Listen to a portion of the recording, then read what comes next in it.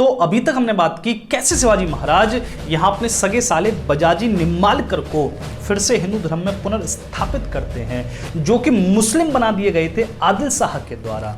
लेकिन यहाँ पर एक गड़बड़ हो गई। गड़बड़ क्या हो गई कि बजाजी को हिंदू तो बना दिया, लेकिन अब उनसे कोई भी रिश्ता करने को तैयार नहीं है। उनके जो पुत्र थे महादजी, उनकी एक सगाई भी हुई तो बाद में वो भी टूट गई। अब बजाजी निम्बालकर यहाँ पर परित्यक्त हैं समाज के द्वारा।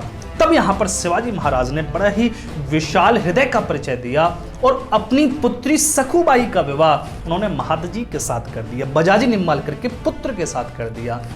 यहाँ पर सखुबाई अब पुरंदर के किले में रहती हैं। पहले विवाह होता है, कुछ सालों बाद उनकी फिर विदाई होती है। अब यहाँ पर प्रश्न आता है कुछ भाइयों का कि शिवाजी महाराज की जो पुत्री थी उनके तो मामा हैं बजाजी निम्बालकर, सगे मामा हैं बजाजी, और जो महादजी हैं वो ऐसे करके ममेरे भाई हुए। तो फिर यहाँ पर ऐसे कैसे विवाह हो गई? तो परंपरा के विरुद्ध, समाज के विरुद्ध है। तो ऐसे बहुत सारे भाइयों ने प्रश्न पूछा। तो मैं आपको बता दूं कि महाराष्ट्र में मामा की लड़की के साथ विवाह करना नीति युक्त है, इसमें कोई भी दोष नहीं है। ये हमारे यहाँ हो सकता है उत्तर भारत में, लेकिन महाराष्ट्र में ऐसा नहीं है। वहाँ मामा की लड़की के साथ आप विवाह कर सकते हैं। और मैं आपको बताऊं कि वहां पर जो अगर मामा की लड़की के साथ विवाह नहीं भी किया है, किसी और के साथ भी किया है, तो जो सास ससुर होते हैं लड़के के, जिनको हमारे यहाँ मम्मी डैडी बोलते हैं, मम्मी पापा बोलते हैं, जो भी बोलते हैं, तो वहां पर सास ससुर को मामा और मामी बोला जाता है, मतलब पर्यायवाची है। शिवाजी महाराज के जितने विवाह हुए थे वे अपनी सभी पत्नियों के माता पिता को मामा और मामी ही बोलते थे। और आज महाराष्ट्र में अगर आप देखोगे तो ये बिल्कुल आपको देखने को प्राप्त हो जाएगा। तो बहुत सारे भाई अब यहाँ पर ये कमेंट करेंगे कि ये विधर्मियों के आने के बाद हमारी भी परंपरा बिगड़ गई, तो ऐसा नहीं है। ये सालों साल से है। भगवान श्री कृष्ण के समय में, जो कि भगवान श्री कृष्ण का एक विवाह हुआ महाराष्ट्र से हुआ था, कुंडनपुर महाराष्ट्र में था, तब रुक्मिणी से जो विवाह हुआ भगवान श्री कृष्ण का, तो रुक्मिणी के ही एक भाई था रुक्मी, जो बहुत लड़ता भी है भगवान श्री कृष्ण से।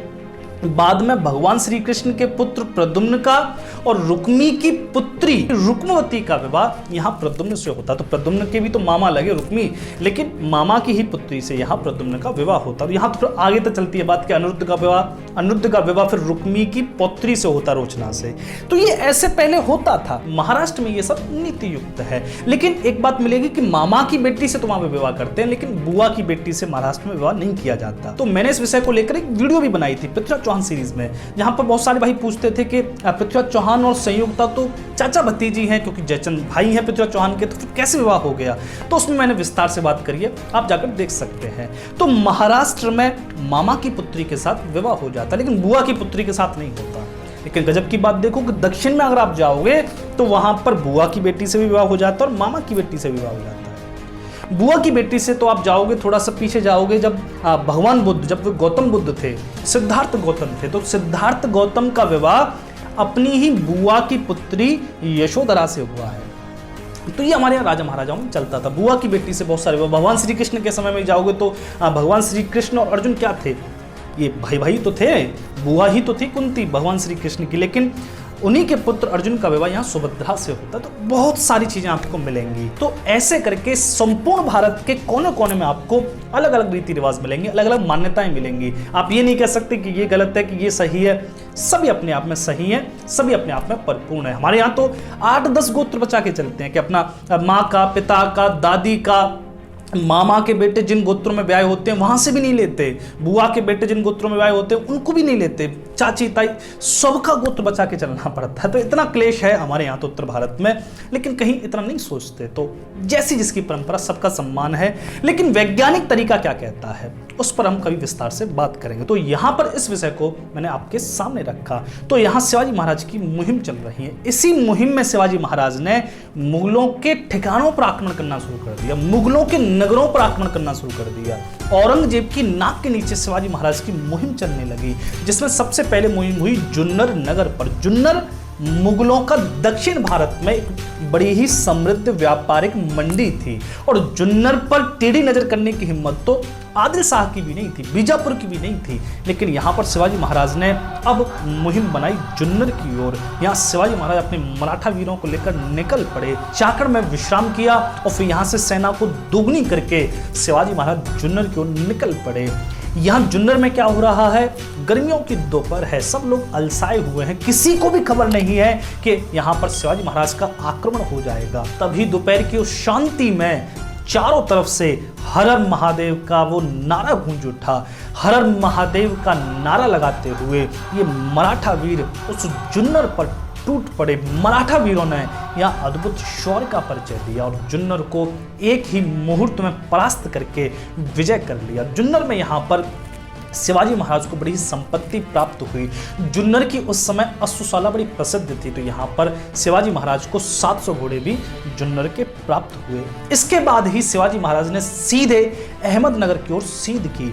अब ये मुहिम शिवाजी महाराज के हौसले दर्शाती, क्योंकि अहमदनगर शक्ति का एक केंद्र था। शिवाजी महाराज के पिता शाहजी महाराज भी तो पहले अहमदनगर के ही सेनापति थे। अहमदनगर का निजाम था, लेकिन निजाम को बाद में जब निजाम की मृत्यु हो गई तो उसके बेटे को बिठाया, शाहजी महाराज उसका रक्षण करने लगे। बाद में आकर बीजापुर ने आक्रमण किया, मुगलों ने आक्रमण किया, तो ये बट गया। मतलब अहमदनगर नगर पर तो राज्य हो गया यहाँ मुगलों का, और बीजापुर ने भी बहुत सारी उसकी जमीन हड़प ली थी।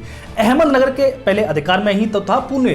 अहमदनगर ने ही यहाँ पर जागीर दी थी शाहजी महाराज को, जो बाद में फिर बीजापुर के अधिकार में चली गई। तो अहमदनगर अभी भी मुगलों का एक बड़ा ही अहम केंद्र था, जिस पर आक्रमण करने का मतलब था कि आप सीधे चुनौती दे रहे हो औरंगजेब को। औरंगजेब जो इतने बड़े भूभाग पर शासन कर रहा है और इतनी बड़ी सेना है जिसकी, आप उससे खुली चुनौती दे रहे हो। यहाँ पर शिवाजी महाराज के हौसले का क्या ही कहना, लेकिन यहाँ पर गड़बड़ हो गई।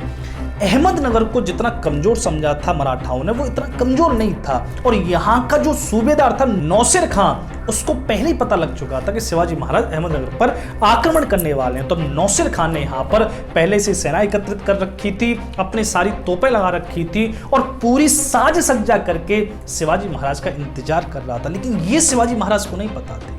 यहाँ अहमदनगर पर शिवाजी महाराज अपने मराठा वीरों को लेकर टूट पड़े। अहमदनगर के किले पर ये मराठा वीर जूझने लगे।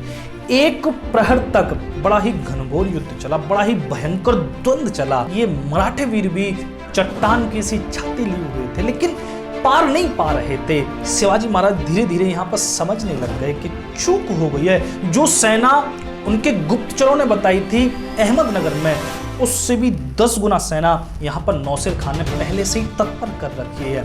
उसके गोला बारूद पहले से यहाँ पर तत्पर है। शिवाजी महाराज के साथ मराठाओं ने बड़ा ही जोर लगाया, बड़ी शक्ति लगाई, लेकिन पार नहीं पाई। अब यहाँ पर इतिहासकार दो भागों में बट जाते हैं। जो बाहर के सभी इतिहासकार हैं, मराठी इतिहासकारों को छोड़कर भी मानते हैं कि शिवाजी महाराज की मुहिम हौसले में तो बड़ी थी कि उन्होंने मुगलों के एक अहम केंद्र पर आक्रमण किया, लेकिन अहमदनगर से शिवाजी महाराज कुछ प्राप्त नहीं कर पाए। अहमदनगर को वे जीत नहीं पाए।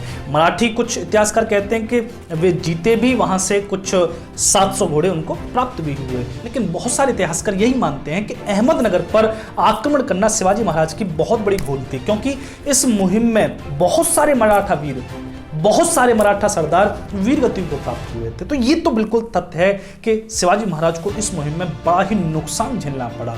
और अब यहाँ पर एक लोक कथा आती है, इसका कोई इतिहास से संबंध नहीं, लोक कथा है, महाराष्ट्र में इसका प्रचलन है, तो वो मैं आपको बताना चाहूँ, जो कि बहुत जरूरी है आपको बताना। यहाँ पर शिवाजी महाराज जीत नहीं पाए इस किले को, तो सेना भी तितर बितर हो गई। शिवाजी महाराज को न चाहकर भी पीछे हटना पड़ा, क्योंकि रात हो चुकी थी। अब शिवाजी महाराज अपनी सेना से यहाँ पर अलग थलग पड़ गए। अब ऐसे अलग थलग पड़े कि शिवाजी महाराज यहाँ अपनी सेना को ढूंढ ही नहीं पाए, और धीरे धीरे गांव की खोज में शिवाजी महाराज अपने घोड़े को दौड़ाने लगे। तभी दूर से एक दिए की रोशनी उन्हें दिखाई पड़ी। जाकर उन्होंने कुटिया का दरवाजा खटखटाया, जिसमें से एक बूढ़ी अम्मा निकल कर आई।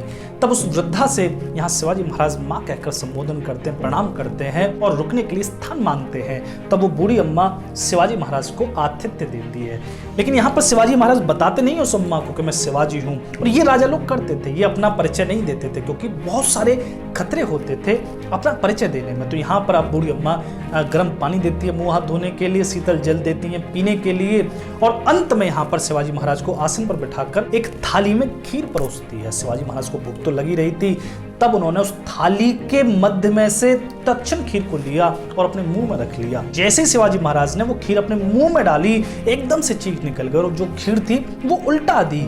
क्यों? क्योंकि वो खीर गर्म थी। ये देखकर वो अम्मा हंस पड़ी। तब वो अम्मा यहाँ पर शिवाजी महाराज से बोली, अरे तू भी शिवा की तरह है। ये सुनकर शिवाजी महाराज चौंक गए कि शिवा की तरह है। तब यहाँ पर शिवाजी महाराज उस अम्मा से प्रश्न करते हैं, माँ तुमने ऐसा क्यों कहा कि मैं शिवा की तरह हूँ, मैंने क्या गलती की है। तब यहाँ पर वो अम्मा कहती है कि तुझे पहले खीर किनारे किनारे से खानी थी क्योंकि वहाँ पर ठंडी है, तूने बीच में से खीर को उठा लिया।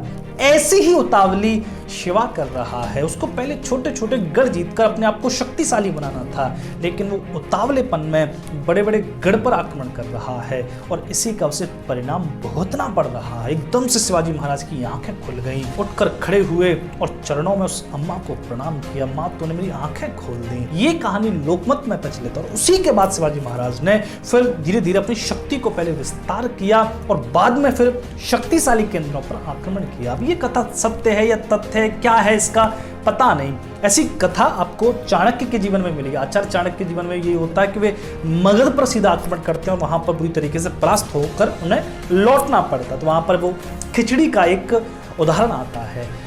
ऐसा नहीं है कि ये चाणक्य के जीवन में हुई या चंद्रगुप्त के जीवन में या शिवाजी महाराज के जीवन में, ये प्रत्येक के जीवन की घटना है। हमारे तुम्हारे जीवन में भी यही होता है, हम सभी के जीवन में यही होता है। हम भी